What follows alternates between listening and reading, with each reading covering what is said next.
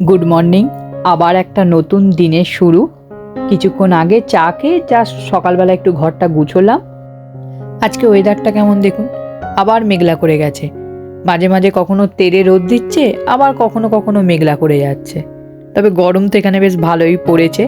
Last 2-3 দিন আগেই আমাদেরই অ্যাপার্টমেন্টের এক বন্ধুর ডিহাইড্রেশন হয়ে গেছিল গরমের কারণে। এখন সম্পূর্ণ ঠিক আছে।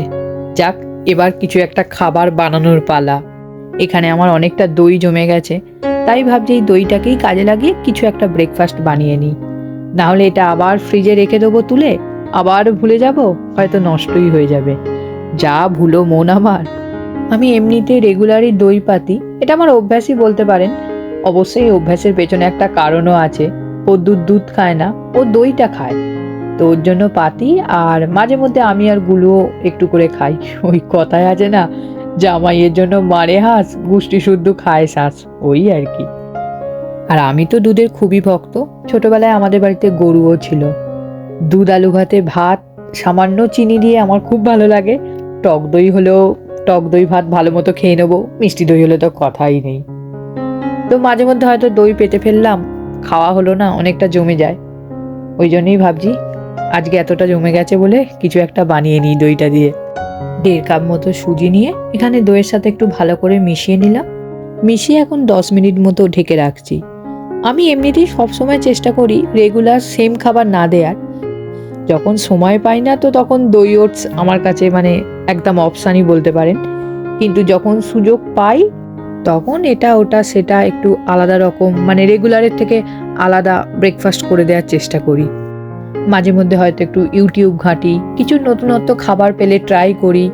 আবার বন্ধুদের মুখেও হয়তো কিছু শুনলাম, সেটা বানালাম। অবশ্য পুরো হুবহু যেমন বলে তেমন আমি কখনোই করি না, কিছুটা নিজস্বতাও দিই যে এটা যদি এভাবে করি কেমন লাগবে খেতে, এরকম আর কি। তো এখানে আমি অনেক রকমের সবজি নিয়েছি: গাজর, টমেটো, পেঁয়াজ, ক্যাপসিকাম, আদা, কাঁচা লঙ্কা, ধনেপাতা। এগুলোকে তো সব ছোট ছোট করে কেটে নিয়েছি। এবার সুজির মধ্যে মেশাবো। ওই সুজির ধোসা বা উত্তাপাম, ওর মাঝামাঝি একটা হবে। একটু ওই ফ্রোজেন কর্ন দেবো।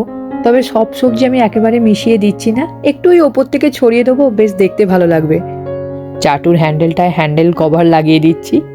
একটু পরে গরম হয়ে যাবার পর যদি আমি ধরে ফেলি, বাবারে বাবা, আর আসতে থাকবে না আমার হাতটা। এবার ধোসাগুলো ফটাফট বানিয়ে ফেলি। Our hearts beat to the city streets. We began to feel the fire. We rise like tall buildings as the chemicals they take us higher. The night's young. A few hours later. Last কয়েকদিন ধরে আমার blog upload করতে একটু দেরি হয়ে যাচ্ছে। অবশ্যই একটু কেন বলবো, অনেকটাই দেরি হয়ে যাচ্ছে, তার জন্য অবশ্যই সরি। আসলে আমি ভেবেছিলাম গুলো স্কুল শেষ হয়ে যাবে, সামার ভ্যাকেশন শুরু হবে, তো আমার একটু টাইমটা পেয়ে যাব, নিয়মিত ব্লগটা দিতে পারবো। কিন্তু এখন তো দেখছি পুরো হিতে বিপরীত হয়ে গেল, আরও যেন ব্যস্ত হয়ে পড়লাম। আসলে এখানে গরমের ছুটিতে এত রকমের ইভেন্ট আর অ্যাক্টিভিটি আছে যে ওকে এখানে ওখানে নিয়ে ছুটতে ছুটতেই আমার সময় পার হয়ে যাচ্ছে। আবার অনেক অনেক জায়গায় তো সময়ের অভাবে নিয়েও যেতে পারছি না। মাঝে মধ্যে আমি ভাবি কত রকমভাবে একটা বাচ্চাকে ব্যস্ত রাখা যায় এই গরমের ছুটিতে। যেমন স্কুল তো ওদের শেষ হয়ে গেছে, কিন্তু আবার সামার স্কুল শুরু হয়ে গেছে। এটা একদম ওই ফুল ফ্লেজ স্কুলের মতোই। তবে সামার স্কুলে যে আপনাকে দিতেই হবে তার অবশ্য কোনো মানে নেই, এটা সম্পূর্ণ অপশনাল। আপনি চাইলে দিতে পারেন, আবার না চাইলে নাও দিতে পারেন। অনেক সময় কি হয়, হয়তো বাচ্চার বাবা মা দুজনেই কাজে যান, তো বাচ্চাকে দেখার হয়তো কেউ নেই, তো সামার স্কুলে দিয়ে দেন। এরপর তো আবার বিভিন্ন জায়গায় সামার ক্যাম্প হচ্ছে। তবে সামার ক্যাম্প বেশিরভাগ জায়গায় পয়সা দিয়েই হয়, আর কিছু কিছু জায়গায় হয়তো ওই ফ্রিতে হয়। হাঁটতে হাঁটতে আর সেই সাথে কথা বলতে বলতে চলে এলাম পার্কে। আজকে গুলুর বাস্কেটবলের প্র্যাকটিস আছে। আর পার্কের কথা বলতে গিয়ে যেটা মনে পড়ে গেল, এই সময় চারিদিকের বিভিন্ন পার্কগুলোতে বাস্কেটবল, ভলিবল, তারপর ফুটবলের টুর্নামেন্ট হয়। চাইলেই এগুলোতে অংশ নেওয়া যেতে পারে। আর এই সামারের যেটা খুব জনপ্রিয় অ্যাক্টিভিটি হলো সুইমিং। আমি এখানে দেখেছি, মানে লস অ্যাঞ্জেলেসের কথা বলছি, এখানে বেশ কিছু পার্কে বিনামূল্যে সুইমিং শেখায়, যেমন এখানেই তো বিনামূল্যে শেখাচ্ছে। তবে ওই গরমের ছুটিতে 4 সপ্তাহ মতোই শেখাবে।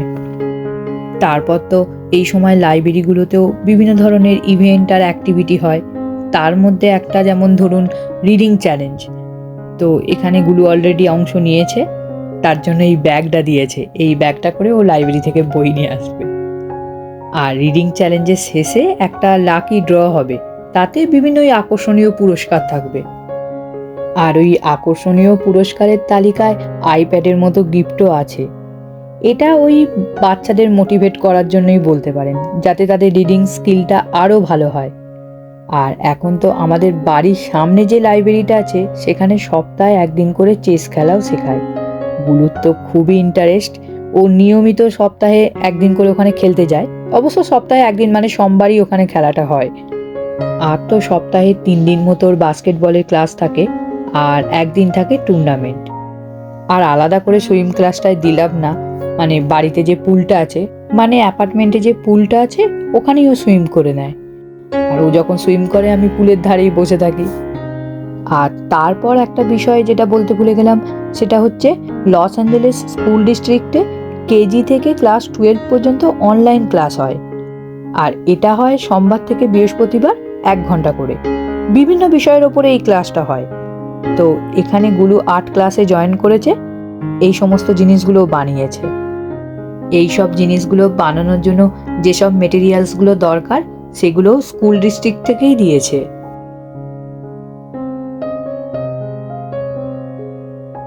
এতক্ষণে গুলুর খেলা হলো, এবার আমরা বাড়ি ফিরছি। আর এখন বাজে হচ্ছে সন্ধে 8টা মতো প্রায়। তো সারাদিন এরকম দৌড়ঝাঁপ করতে করতেই কেটে যায়। সেই দুপুরবেলা ওর ক্লাস হলো, ঘরে যেটা অনলাইন ক্লাস করলো, তারপরে লাইব্রেরি গেলাম, আর তারপর বাস্কেটবল খেলতে এনেছিলাম। তো অনেকটা হেঁটে এসেছিলাম। প্রদ্যুৎ বললো আমি সন্ধ্যেবেলা তোমাদের পিক আপ করে নেব। এবার বাড়ি ফিরছি, গিয়ে রান্না বসাবো, বসিয়ে রান্না করে তারপর খাওয়া দাওয়া হবে। এখন ওই টুকটাক একটু কয়েকটা বাজার দোকান করে নেব, কলা গাজর এইসব কেনার আছে, ওই জন্য একটু ট্রেডার জয় এসেছি। তো আর ব্লগটা এখানে শেষ করছি। সবাই খুব ভালো থাকবেন, সুস্থ থাকবেন, আনন্দে থাকবেন। আজকের মতো tata, bye bye. Tata, bye bye. তুমিও টাটা করে দিও। আমিও টাটা করে দিলাম। Tata, bye bye.